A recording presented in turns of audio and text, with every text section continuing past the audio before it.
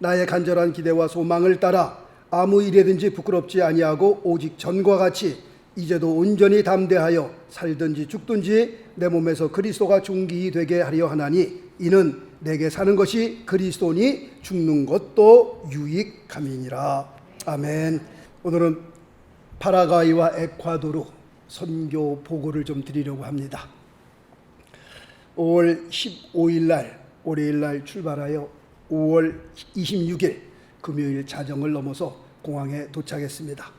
5월 15일부터 19일까지는 파라과이를 들리고 그 다음에 20일부터는 25일까지는 에콰도르를 방문하였습니다. 첫 번째 그 파라과이에 대해서 잠깐 좀 말씀을 드리려고 합니다. 파라과이를 보게 되면 인구가 6.7 밀리언, 그러니까 약 700만, 1000만이 안 되는 인구가 여기에 살고 있습니다. 이거는 2021년도였고요. 그 다음에 파라과이의 수도는 아순시온이라고 곳이 있는데 이곳에서 남학균 선교사님께서 선교를 하고 계십니다. 남학균 선교사님께서 선교하시는 그 주변의 환경을 좀 보니까요, 길거리에 개 고양이가 천지더라고 보니까. 개 고양이가 천지인데 가는 곳곳마다 4마리 5마리 얼마나 많은지 몰라요. 그런데 그냥 내깔려 두니까 엉망이죠. 피부병에 걸린 개들이 굉장히 많고 그 다음에 고양이들은 벼룩 같은 게 득실득실하죠. 길거리에서 털 같은 게 다 막 뭉쳐 있고 그 다음에 한 손바닥 반만한 그 피부병이 올라갖고서 보면은 벌레들이 막 그냥 몸에서 기어다니고 그런 게요. 그냥 길거리에 그냥 천지입니다. 그냥. 얼마나 많은지 몰라요. 그리고 또 하나는 쓰레기 천지입니다. 갔더니요, 쓰레기가요 진짜 얼마나 많은지 몰라요. 그냥 쓰레기가 밖에도 이렇게 많지만 집 안에 들어가면 집 안에도 쓰레기 천지입니다. 전도를 하여 아이들이 교회에 오니까 교회에 오는 아이들이 맨날 쓰레기 버리는 게 습관이 돼갖고 교회에서도 버리는 거예요. 그거 잡는데 꽤 오래 걸렸다 그러더라고요. 그래서 이 어린애들 예배 드리는 걸 보니까 애들이 이제 쓰레기가 있으면 교회 안에서는 쓰레기통에다 버리더라고요. 물론 길거리에 쓰레기통도 물론 없지만 하여튼 보면은 쓰레기 천지, 정말 새마을 운동이 필요한 곳이 이곳이다 라는 생각이 들더라고요. 이곳에 새마을 운동이 일어나야 되는데 라는 생각이 들고요. 그 다음에 또 사는 집들을 들어가 보았습니다. 가가호 집을 방문하면서 안에 들어가서 기도도 하고 집을 쭉 보았는데 정말 이런 데서 어떻게 살 수 있을까 할 정도로 집이 아니었습니다. 집을 들어가는데 옆에 개집이 있더라고요. 근데 개집보다 조금 더 큰 집인데 그냥 개집인가 보다 하고 들어가서 이제 기도해주고 이렇게 나와서 개집을 한번 이렇게 봤더니 그 개집 안에 사람이 살고 있더라고 보니까. 개집이 아니더라고 보니까요. 개집보다 조금 더 크게 갖고 그래서 사람이 그리고 거기서 뭘 하고 이렇게 그 안에 머물고 있더라고 보니까요. 야, 이런 데서 어떻게 살 수 있을까라는 그런 생각을 했습니다. 이런 데서 살고 있습니다. 지금 한 식구가 이렇게 살고 있고 들어가서 보았습니다. 어떻게 살고 있나. 이렇게 식구들이 같이 살고 있고요. 그 다음에 안에는 형편없죠. 안에 진짜 우리가 보면 어떻게 이런 데 살 수 있을까 할 정도로. 그리고 지금 2개월인가 된 아기가 거기서 있는데 저런 침대에서요 5명, 6명 이렇게 그냥 이렇게 엉켜져서 자고 그렇습니다. 그러니까 환경을 보면 굉장히 열악하죠. 저렇게 그냥 집 안팎으로 쓰레기가 그렇게 많이 있습니다. 그리고 저건 구멍가게입니다. 구멍가게인데 저기서 필요한 것을 사서 이렇게 하고 그러는데 구멍가게인데 하여튼 더 심각한 것은 집안마다 그 소대변이 그냥 밖으로 배출이 됩니다. 예를 들면 저렇게 쭉 보면 이런 플라스틱 그 파이프가 집에서 하나씩 다 이렇게 나와 있어요. 삐져 나와 있어요. 저 플라스틱 그 파이프가 뭡니까 했더니 집안의 소대변이 그냥 저 바깥으로 그냥 흘러 나오는 거야. 다 각 집마다. 그러니까 선교사님 사모님께서 집에서 창문을 못 열어요. 너무 냄새가 나니까 창문을 못 열더라고요. 그러니까 소대변이 다 이렇게 거기서 쏟아 나오는데 문제는 뭐가 문제예요? 홍수가 나면, 비가 와갖고 홍수가 나면 하수도 시스템이 전혀 안 돼 있으니까 그냥 비가 쏟아져 내려면 그게 똥물, 오줌물이 그냥 쭉 올라오는 거예요. 그 물이 집안까지 들어오는 거예요. 집안까지. 거기다가 온도가 40도, 40도, 45도 되면 100도가 넘으니까요. 상상을 해보세요. 그 천막 같은 집에 그 오줌 소대에 그게 다 물이 흘러 들어왔고요. 냄새란 냄새, 그 쪄들고 막 더운데 상상만 해도요. 이거는 사람이 살 수 있는 그런 환경이 절대로 아니더라고 보니까요. 이런 상황 가운데 저 사람들이 지금 살고 있는 겁니다. 그리고 집집마다 가보니까 다 싱글맘이에요. 여자 혼자서 애를 키우더라고요. 보통 17살서부터 애를 낳습니다. 교회에 21살 먹은 여자가 나왔는데 애가 벌써 셋이에요. 파라과이가 오래전에 전쟁을 세게 하면서 막 남자들이 다 죽고 남자들이 모자라니까 학생들까지 전쟁터에 나갔어요. 그래서 지금 남자의 숫자가 여자의 숫자보다 훨씬 적습니다. 그래서 남자 하나가 어떤 데는 뭐 여러 가정을 갖고 있죠. 왜냐하면 남자가 적으니까. 지금 그렇게 싱글맘들이 그렇게 많이 있는 것을 보게 됩니다. 그리고 환경이 열악하니까 뭐 다 배고프고 그러니까 강간과 살인 사건이 굉장히 많이 일어나고 있습니다. 조심해서 다녀야 된다라고 말씀하더라고요. 지금 이런 곳에서 남학현 목사님께서 사역을 하시는데 주로 어떤 사역을 하시냐? 어린이 사역을 주로 하고 계십니다. 원래는 남학현 목사님께서 고아원을 하려고 그랬는데 그 나라에서는 고아원이 허락이 되지 않는다고 그래요.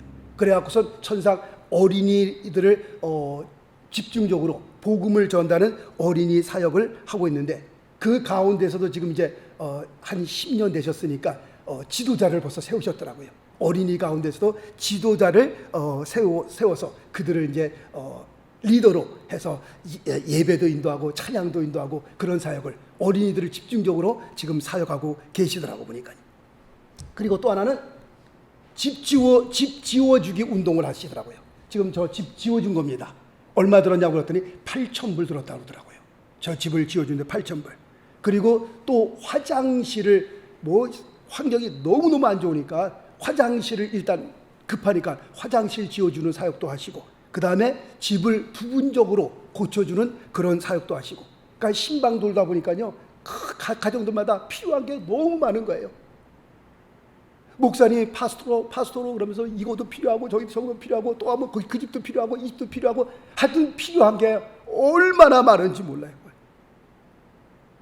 그리고 또 음식 나누어 주기 사역을 하시는데 그거는 홍수가 왔을 때 이제 비가 많이 왔을 때 이 사람들이 나가 다니지를 못합니다. 그냥 하수도 공사가 전혀 안 돼 있으니까 비만 한번 쏟아져 내리면 그냥 작년도에는 2m까지 왔다 그러잖아요.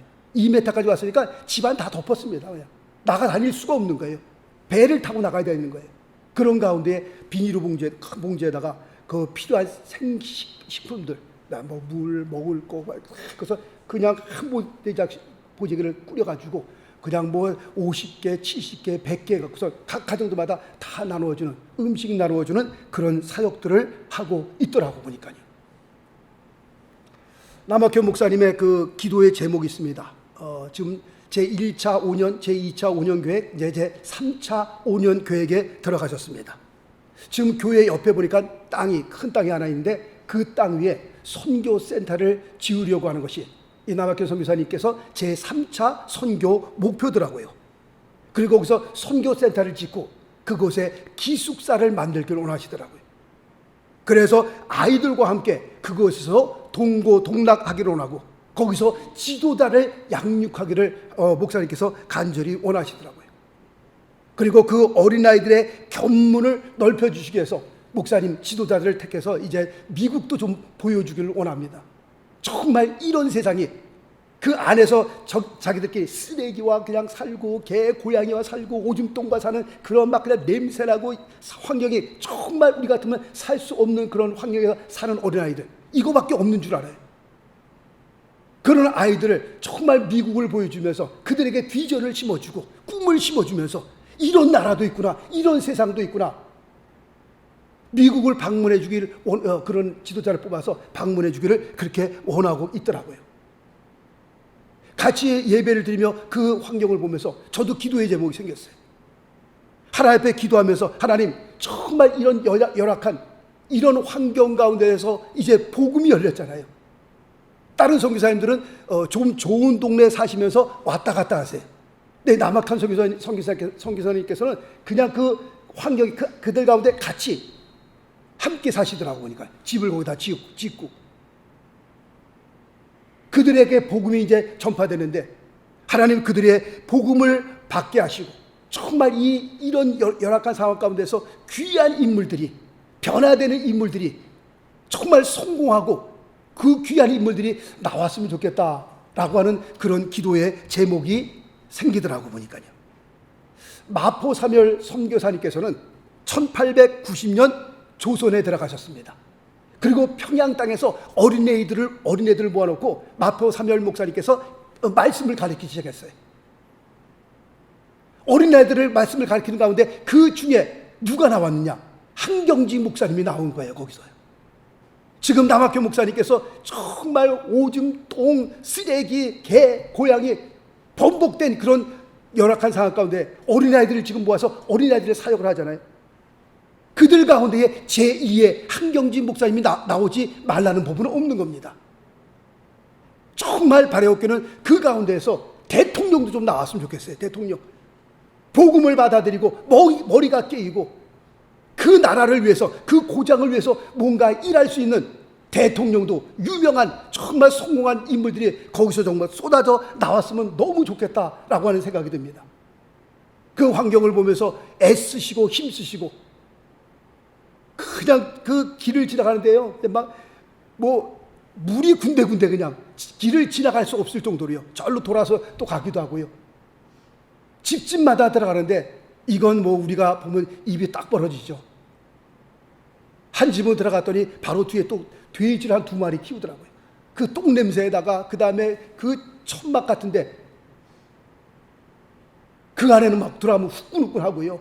침대에서 거기서 막 이런 바닥이 다 흙입니다. 그냥 집 들어가면 바닥이 다 돌멩이고요. 그냥 우리처럼 카펫이 깔려 있는 거나 무슨 평평한 것이 아니라 그냥 땅 자체예요.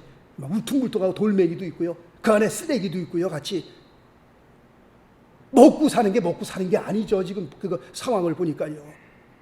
그런 상황 가운데 매일 다니면서 전도하시고, 그 다음에 공토가 있는데 그 공토에서 또 집회도 하시더라고. 보니까요. 그 상황을 보면서 하나님, 이곳에 복음이 이제 전파됐는데 그 복음과 함께 이 귀한 선교사님의 사역을 통하여 어린아이들이 변화되면서 그들이 머리가 깨이면서 복음과 함께 그들이 정말 다른 세계를 바라보면서 비전을 품고 꿈을 꿈고 여기서 정말 귀한 인물들이 많이 나왔으면 좋겠다라고 하는 기도의 제목이 생기더라고요. 여러분들 기도하실 때 파라과에 계신 남학현 선교사님 사역을 위해서 기도하실 때에 정말 그 어린이들 가운데에 제2의 한경지 목사님이 나오고, 그 다음에 대통령도 좀 나오고, 거기서 정말 성공한 사람도 쏟아져 나와서 그곳이 변화되는 역사가 일어났으면 좋겠다는 생각이 듭니다. 포장이 비포장 도로니까요, 목에다 힘주지 않으면 목도 부러집니다. 그냥 뿔똥뿔똥 그냥 막 이렇게 파여갖고요, 차를 타고 가는데 그냥 목에 딱 힘주지 않으면 잘못하면 목뼈 부러지겠어요. 보니까요, 맨 처음에 모르가 딱 이렇게 돼갖고 어이구 아파라 그렇더라고. 보니까요, 모든 상황이 다 제대로 된 상황이 전혀 없어요. 다 그냥 그렇게 힘들고 어렵고 냄새나고 그런 가운데 복음을 위해서 저들에게도 복음이 들어가야 되기 때문에 사모님께서 굉장히 힘들어 하시더라고요. 굉장히 그들과 함께 그냥 같이 동고동락하면서 거기서 지내면서 복음을 전하는 게 보통 쉬운 일은 아닙니다. 정말 어려운 일입니다. 그러므로 우리가 기도할 때에 손주 여사님을 위해서 여러분들 꼭 기도해 주시면 감사하겠습니다. 그 다음에 에콰도르로 갔습니다. 에콰도르 갔는데 인구가 17.8 밀리언, 좀 많죠? 약 1800만이란 숫자가 여기에 살고 있었습니다. 수도는 퀴토라고 하는 곳입니다. 별표 있는데 저쪽 퀴토가 별표가 있는 곳이 퀴토라고 하는 곳입니다. 여기에 환경은 또 그렇습니다. 퀴토라고 하는 것이 해발 2,800m예요. 2,800m 되는 곳이니까 백두산 높이 정도 만하다. 백두산보다 조금 이제 높은 곳인데 그런 곳이 굉장히 높은 곳에 위치하고 있는 도시입니다. 처음에 내렸더니 머리가 좀 띵하고 그 다음에 계단을 올라가는데 숨이 좀 가빠지더라고요. 그래서 왜 그럽니까 했더니 여기가 해발 2,800m 정도 되는 곳이기 때문에 그렇습니다. 그래서 머리가 좀 계속 아프시면 타이레놀 하나 드셔야 되고 계속 아프시면 여기에 계시지 못합니다. 그러더라고요. 그래서 첫날 자는데 제가 이러고 잤어요. 골이 너무 띵하니까 숨 찬 거야 가만히 있으니까 괜찮은데 골이 너무 띵하니까 이러고 이제 있었는데 하루 지나니까 그래도 좀 낫더라고요. 그리고 이제 해발 4,800m 되는 곳까지 올라갔어요. 해발 4,800m가 백두산 2배만 한 거죠. 올라갔더니 그 산 위에 마을들이 이렇게 다 사람들이 살고 있는 겁니다. 그냥 산만 있는 것이 아니라 그렇게 높은 지대에 마을이 형성되어서 군데군데 성되어서 다 그렇게 살고 있습니다. 그래서 해발 4,800m를 지나가는데 안개가 많이 꼈더라고 보니까요. 그래서 여기에 안개가 많네요. 그랬더니 그게 안개가 아니라 구름입니다. 그러더라고요. 그러니까 비행기 타고 가면 구름이 이렇게 지나가잖아요. 그것처럼 그냥 구름이 하게 나게요. 와, 그러니까 제가 차 타고 가면서 구름을 뚫고 가는 거예요. 구름을. 그렇게 높은 곳입니다. 목사님 이게 안개가 아니라 다 구름입니다. 그렇게 말씀하더라고요. 그리고 그렇게 2,800m 해발 2,800m 되니까 이렇게 우리가 그 물을 끓이잖아요. 이렇게 전기를 꽂고 이렇게 누르면 물이 끓잖아요. 그럼 막 끓으면 그 전기 이렇게 눌러놓은 게 탁 꺼지잖아요. 저절로요. 거기서는 그게 안 꺼지는 거예요. 높은 지대이기 때문에 물이 100도까지 끓지를 않는다는 거예요. 최고 끓여봤자 80도예요. 그러니까 그거 꽂아놓고서 눌러놓으면 계속 물이 다 없어지도록 끓는 거예요. 그냥. 그러니까 알아서 꺼야지. 우리가 100도까지 올라가질 않으니까 80도까지밖에 안 올라가니까 이게 자동적으로 꺼지질 않는 겁니다. 그리고 그 퀴토라고 하는 것이 적도 지점에 있기 때문에 0.00 적도 지점에 있기 때문에 1년 내내 기온이 똑같습니다. 그거 희한하더라고요. 그래서 적도 지점에 딱 서갖고서요. 이런 큰 대야에다가 밑에 구멍이 난 대야에다가 물을 붓고서 물을 밑에 그 마기를 딱 떼었더니 물이 그냥 쭉 흘러가요. 다 그냥. 근데 여기서 조금 떨어지는데 남쪽으로 그 대야를 움직여 봤어요. 그리고 밑에 그거를 딱 떼었더니 물이 돌면서 떨어지더라고요. 그래서 북쪽으로 또 옮겨갖고서 북쪽으로 했더니 반대쪽으로 돌면서 떨어지더라고요. 적도 지점에 다시 옮겨갖고서 물을 담아놓고 밑에를 뺐더니 물이 그냥 쭉 떨어지더라고요. 야, 그 적도라는 것이요 희한하더라고 보니까요. 1년 내내 온도가 똑같습니다. 상상이 가세요? 그리고 에콰도르라는 곳이 제가 도착하기 며칠 전에 대통령이 탄핵이 되었습니다. 자연히 가장 큰 문제는 치안 문제가 가장 큰 문제로 떠오릅니다. 공항에서 그 경 목사님께서 저희들을 픽업하면서 처음부터 하시는 말씀이 목사님 지금 치안이 아주 최악입니다. 나가 돌아다니지 마세요. 특히 밤에 나가 돌아다니지 마시고 낮에도 될 수 있으면 기숙사에 계세요. 제가 모시러 올 때까지 나가 다니시면 안 됩니다. 왜 그렇습니까? 납치하는 일이 그렇게 많대요. 납치당하는 일이. 지금 거기에 계신 경 목사님, 선교사님, 그분 아버님도 납치를 당해가지고 도망쳐 나오다가 낭떠러지에서 뛰었는데 잘못돼갖고 반신불수가 되셔가지고 병원에 입원해갖고 12년 동안 앓다가 돌아가셨습니다. 거기는 납치를 당하면 뭘 요구하느냐? 돈을 요구하죠. 근데 돈을 갖다 주면은 풀어줘야 되는데 돈을 갖다 줘도 죽인다는 거예요. 그러니까 납치당하면 무조건 죽습니다. 무조건 죽는 거니까 여기서 다니실 때 지금 굉장히 안 좋으니까 언제 어떻게 납치당할지 모르니까 절대로 다니시면 안 됩니다. 제 말을 허투루 들어서는 안 됩니다. 특히 밤에는 무조건 집에 계시고 낮에도 다닐 때는 제가 와서 모시고 가고 다닐 때만 다니시지 괜히 혼자서 다니셨다면 큰일 납니다. 지금 최악이니까 제 말 꼭 빈틈으로 듣지 마시고 그래도 괜찮겠지 그리고 나가지 마시길 바랍니다. 그렇게 말씀하시더라고요. 그리고 에콰도르는 아는 것처럼 마약 천국입니다. 나라가 마약과 전쟁이 벌어지고 있는 그런 상태입니다. 그 마약을 딜리버리 할 때에 그 방법이요 점점 더 악해지기 때문에 어린아이를 잡아가다가 납치해다가 배를 가릅니다. 그리고 그 내장을 다 꺼내고 거기다가 마약으로 꽉 채웁니다. 그리고 걔에 꼬매고 애를 옷을 입히고 국경을 넘을 때에 여자가 애를 안고 넘어가는 거예요. 이건 뭐 상상도 못하죠. 그 어린아이 품에 안고 있는 그 어린아이 안에 마약이 꽉 찼으리라고는 이거는 상상도 못하는 일이에요. 며칠 2, 3일 굶고 난 다음에 그 필 안에다가 마약을 가득 집어넣고 그거를 몇 배가를 삼킵니다. 안에다가. 그리고는 아무것도 못 먹어요. 음식을 먹었다면 그 안에 터지면 그냥 죽습니다. 그냥. 그 안에다가 그 마약 그 피를 꽉 채우고 난 다음에 그리고 국경선을 넘습니다. 그러니까 마약하는 사람들이 그 딜리버리 할 때 그 방법이요 이제는 막 악랄할 대로 악랄해져 갖고서 우리가 상상을 초월하는 그런 방법을 지금 쓰고 있는 겁니다. 제가 도착한 그 다음 날인가요? 그 다음 날인가요? 경찰이 마약범을 잡았습니다. 마약범을 잡았는데 그 조직들이 잡은 그 경찰을 죽였습니다. 그리고 장례식이 벌어지는데 장례식 때 그 몰려와가지고 그 식구들 옆에 있는 그 경찰들 다 총을 쏴 죽였어요. 그것이 바로 며칠 전에 지금 일입니다. 보복하느라고, 그러니까 우리들 건드리지 말라고 그 가족과 함께 그 경찰들 그냥 그 자리 와서 기관단적으로 다 쏴 죽인 거예요. 그냥. 이 마약이라고 하는 것, 나라가 지금 손도 못 대는 그런 가운데에 있다라는 것을 말씀을 드립니다. 그런데 물가는 또 무지하게 싸더라고 보니까요. 하루 호텔 머물고 아침까지 나옵니다. 15불. 제가 그 현지인 선교사님들 만나면서 이제 11분 뭐 이렇게 만나면서 식사 대접을 제가 몇 번 했습니다. 그래서 11분 선교사님들 모시고 같이 디저트까지 먹고 아주 한 상 잘 드시고 35불. 다음에 가게 되면 저녁 식사 한번 좀 사세요, 여러분들. 35불씩 좀 내세요, 좀. 현지 목사님들 식사 잘 하시더라고요.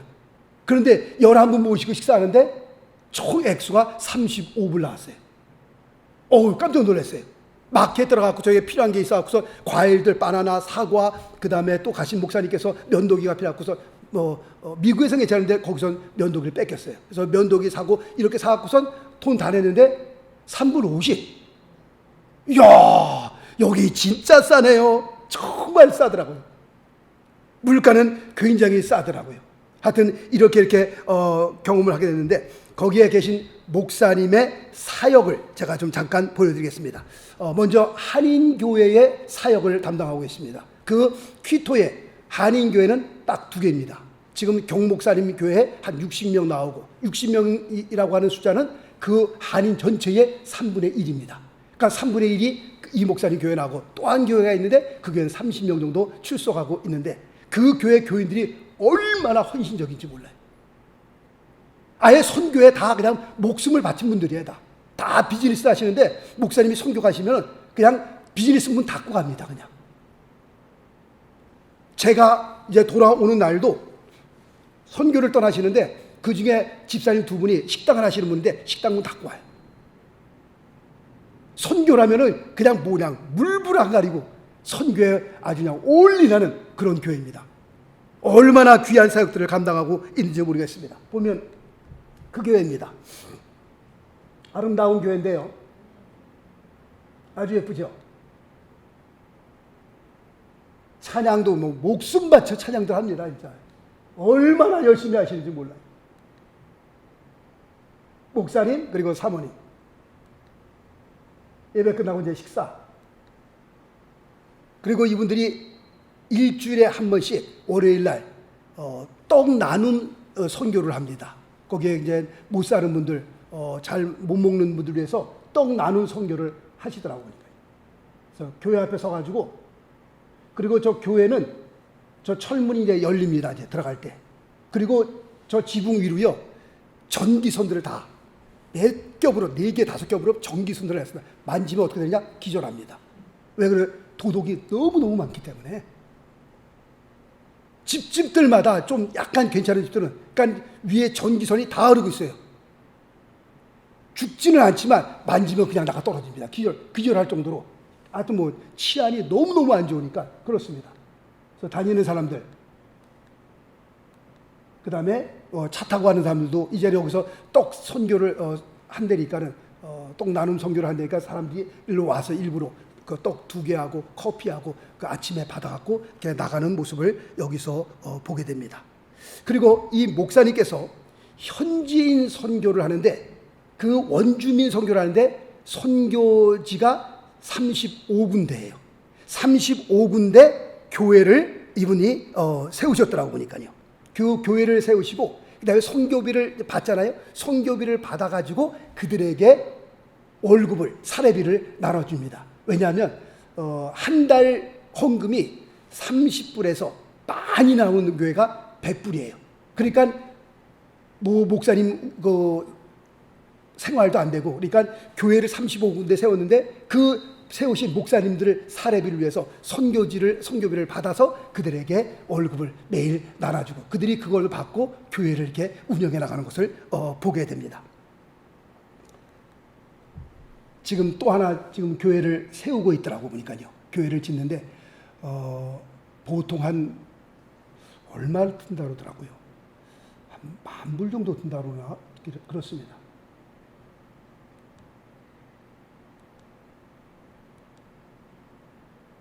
목사님, 지금 교회에 세우고 있는 현지인 목사님이십니다. 화장실, 저보고 화장실 가려는데 못 갔습니다.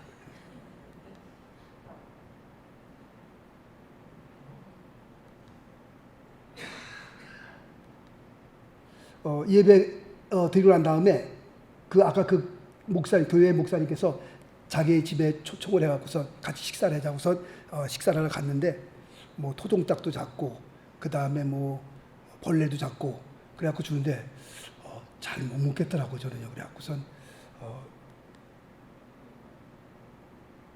아마존입니다. 그러니까 에콰도르에서 이제 아마존이 이제 여러 나라 거쳐 있잖아요. 그 에콰도르에서 아마존 들어가는 길입니다.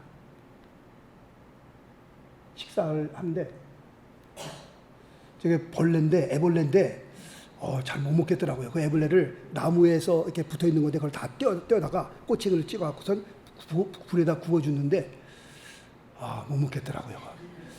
옛날에 한국에서 번데기 생각하고 번데기를 먹으면 되는데, 제가 한국 나갔더니 이제는 번데기도 못 먹겠더라고요. 이제. 근데 번데기 종류 같은데 그걸 나무에 이제 이렇게 붙어 있는데 그걸 다 떼다가 꼬챙이를 해갖고선 구워주더라고요. 그 원주민들은 나무에 붙어 있는 저 애벌레를 그냥 떼어서 그냥 먹습니다. 단백질이 굉장히 많기 때문에 그 몸의 단백질을 취할 수 있는 할 수 있는 거는 저게 최고라고 합니다. 그래서 저거를 많이 먹어야 몸에 단백질이 이제 쌓인다, 그렇게 말씀하시더라고 보니까요. 그리고 마지막으로 이제 짐 엘리엇 선교사님이 계십니다. 짐 엘리엇이라는 선교사님이 계신데 1927년 미국 오리곤주에 있는 포틀랜드에서 태어나신 짐 엘리엇 선교사님이 계십니다. 이분이 시카고 그 명문 위튼 대학을 수석으로 졸업하셨습니다. 그리고 이분이 졸업하고 난 다음에 에콰도르에 있는 이 아까 그 아마존 지역으로 선교사로 자원을 하고 나갔습니다. 그래서 1956년 1월 8일 짐 엘리엇이라고 하는 선교사님과 또 다른 4명의 선교사님, 모두 5명이죠. 그 5명이 떼나라고 하는 곳, 떼나라고 하는 그 아마존 지역에 가서 선교를 나가게 되었습니다. 지금 가운데 있는 분이 바로 짐 엘리엇이라는 사람입니다. 그래서 왼쪽에 2명, 오른쪽에 2명, 그래서 모두 5명이 떼나라고 하는 그 아마존 지역으로 그들이 선교를 갔습니다. 그 떼나라고 하는 곳은 어떤 곳이냐? 가장 잔인하기로 유명하고 가장 접근하기 힘든 아주 악명 높은 곳입니다. 떼나라고 하는 곳이. 그래서 이 5명의 선교사님들이 그곳에 그 아우카족이라고 있습니다. 그 아우카족에게 복음을 전하기 위해서 경비행기를 타고 글로 들어갔습니다. 이 아우카족이라고 하는 족속은 수백 년 동안 외부인들은 무조건 다 죽이는 그런 족속으로 아주 유명한 잔인한 부족이었습니다. 제가 그 옆에 부족을 방문했는데 거기는 또 사람을 목을 따는 그런 부족이더라고요. 외부 사람들은 무조건 다 목을 따가지고 그 다음에 가죽을 거기에 이렇게 사진을 또 다 이렇게 해놨더라고요. 가죽을 벗겨가지고 거기다 열을 가하니까 우리 가죽이 주먹만 하게 되더라고요. 그럼 입을 다 꼬매가지고 그거를 목에다 걸고 다녀요. 얼마큼 많이 걸고 다니냐? 거기에 그 사람의 힘이 있는 거예요. 그런 무시무시한, 근데 이 아우카족도 그렇습니다. 아주 잔인하고 유명한 부족인데 이 엘리엇 선교사님을 포함해서 이 5명 선교사님이 그 떼나라고 하는 그곳에 도착하자마자 5명 모두 창과 도끼로 죽임을 당했습니다. 이때 그 짐 엘리엇 목사님의 나이 29이었습니다. 지금 이 사건을 듣고 시카고 신문은 이렇게 기록을 했습니다. 이런 귀한 인재들이 복음을 제대로 전해보지도 못하고 목숨을 잃었으니 얼마나 불필요한 낭비인가. unnecessary waste라는 그런 말을 썼어요. 불필요한 낭비다. 그러나 이것이 절대로 불필요한 낭비가 아니었음을 짐 엘리엇의 부인이었던 엘리자베스 엘리엇이 이것을 입증해 주었습니다. 남편 외에 5명이 4명이 거기서 순교하고 난 다음에 1년 동안 간호 훈련을 받고 그 다음에 다른 선교사님들 4명의 부인과 함께 모두 5명이죠. 또 아우카 부족으로 그들이 들어갔습니다. 그런데 다행스러운 것은 이 아우카 부족은 여자는 또 죽이지 않는 그런 습관이 있었습니다. 관습이 있었습니다. 그래서 그 5명의 그 선교사님들의 그 부인이 거기에 들어가서 아우카족 부족 떼나에 들어가서 아주 헌신적으로 봉사하며 노력하며 그들에게 복음을 전하기 시작했습니다. 그리고 5년이 지나고 난 다음에 그들이 너무 헌신적으로 봉사하니까 그 아우카족들이 물어봤습니다. 당신들은 도대체 누구입니까? 라고 하는 그 질문에 엘리자베스 엘리엇 그 부인이 이런 얘기를 했습니다. 나는 당신들이 5년 전에 죽였던 그 남자의 아내입니다. 남편이 당신들을 향해 가지고 있던 그 사랑을 당신들에게 전하기 위해 제가 다시 이곳에 온 겁니다. 라고 말을 했습니다. 짐 엘리엇이고요. 짐 엘리엇의 부인입니다. 그때 당시에. 이제 나이가 들어 이제 엘리자베스 그 부인이 지금 이렇게 된 사실을 보게 됩니다. 그리고 수십 년이 지난 후에 이곳에 수백 개의 교회가 생겨지게 되었습니다. 그리고 짐 엘리엇이 죽었던 그 마을에 교회가 생겼는데 그 교회의 담임 목사가 누구냐? 짐 엘리엇 목사님의 아들이었습니다. 아들이 그곳에 교회의 담임 목사가 되었고 더 놀라운 사실은 그 교회를 섬기는 장로와 교사가 짐 엘리엇과 그 다른 4명의 선교사님을 죽였던 사람들이었습니다. 선교사님들을 살해한 사람들 가운데 3명은 교회의 담임 목사가 되었고 교회의 지도자가 되었다고 하는 사실입니다. 그리고 36년이 지나 1992년 6월 11일 신약 성경이 완전히 번역이 되었습니다.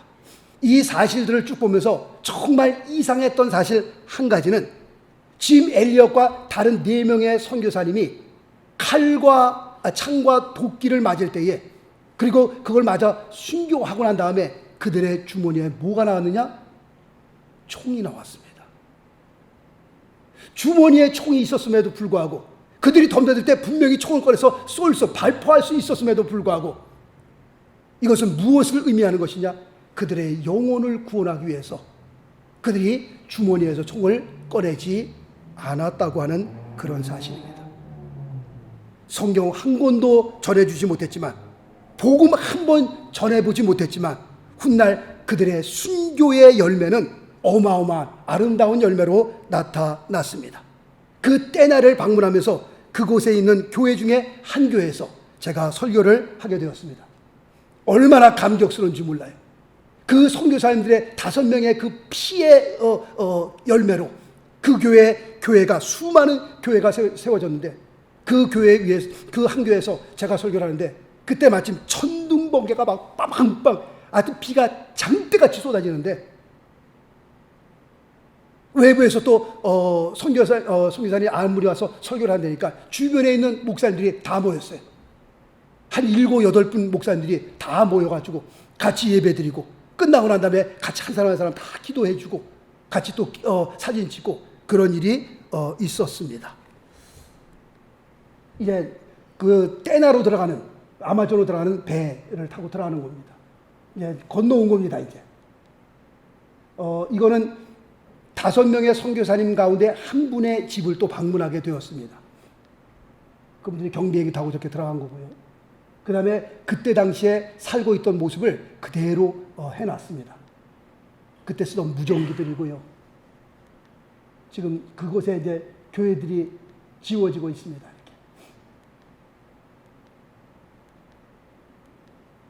이렇게 지워지고 있는데, 짐 엘리엇 선교사님께서 이런 말을 했습니다.